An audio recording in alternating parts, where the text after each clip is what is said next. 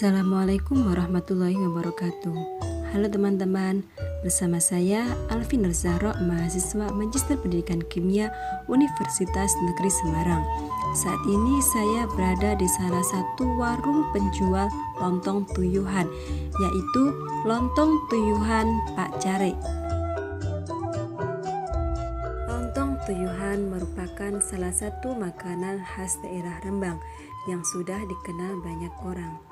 Disebut lontong tuyuhan karena dahulunya pembuat dan penjual lontong ini berasal dari desa Tuyuhan. Tetapi saat ini lontong tuyuhan telah dikembangkan oleh beberapa masyarakat sekitarnya, yaitu salah satunya Lontong Tuyuhan Pak Care yang berasal dari desa Jeruk, Kecamatan Pancur. Dalam satu porsi lontong tuyuhan disajikan secara komplit yang terdiri dari lontong, kuah opor ayam, tempe, dan ditaburi dengan bawang goreng. Bagaimana proses pembuatannya? Yuk mari kita lihat. Yang pertama, membuat lontong. Proses pembuatan lontong diawali dengan membuat wurung lontong atau wadah lontong. Wadah lontong terbuat dari daun pisang. Penggunaan daun pisang ini dapat membantu melestarikan lingkungan karena memiliki sifat yang mudah terurai ketika dibuang di alam. Daun pisang juga mengandung polifenol dalam jumlah besar sehingga memberikan aroma khas ketika digunakan sebagai pembungkus makanan. Yang menjadi ciri khas dari lontong tuyuhan yaitu lontongnya berbentuk segitiga. Segitiga memiliki 3 sudut runcing yang berarti 3 tujuan cinta, yaitu cinta kepada Tuhan, cinta kepada sesama manusia, dan cinta kepada alam. Selanjutnya, mencuci beras hingga bersih, kemudian direndam selama 30 menit. Setelah itu, memasukkan beras ke dalam wurung lontong. Memasukkan berasnya setengah bagian saja. Lontong yang telah berisi beras kemudian dimasak selama 4 jam sehingga diperoleh lontong yang lunak dan juga punel.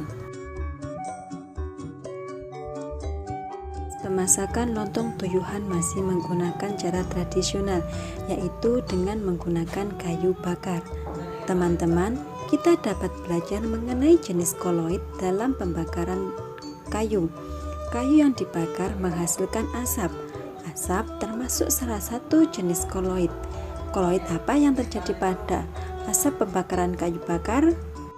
Asap merupakan jenis koloid aerosol, di mana fase terdispersinya berupa padat dan medium pendispersinya berupa gas. Selanjutnya, proses pembuatan kuah opor lontong tuyuhan. Kuah opor terdiri dari ayam kampung dan juga tempe.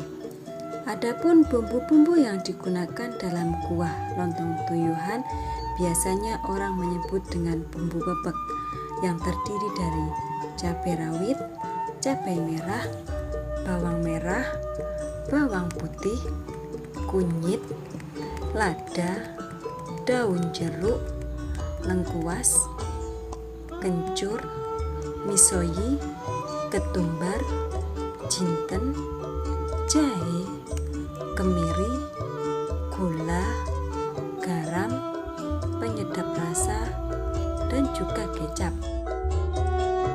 Bumbu-bumbu tersebut kemudian dihaluskan dan digongso hingga matang.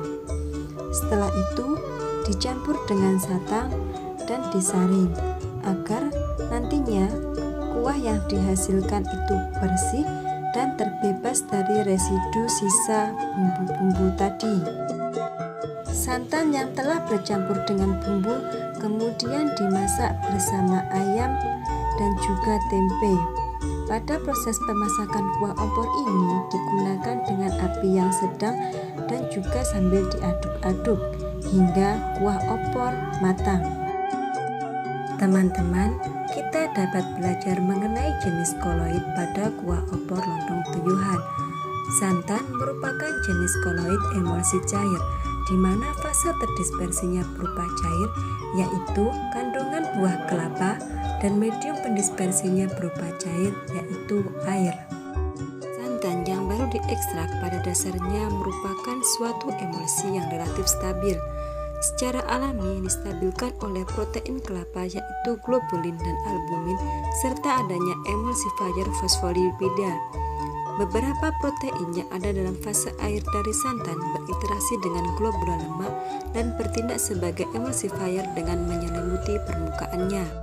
Proses pemasakan kuah opor lontong tuyuhan menggunakan api yang sedang atau api yang kecil dengan tujuan agar santan tidak mengalami koagulasi. Koagulasi dapat terjadi pada pemanasan dengan suhu yang tinggi. Koagulasi disebut juga dengan istilah penggumpalan.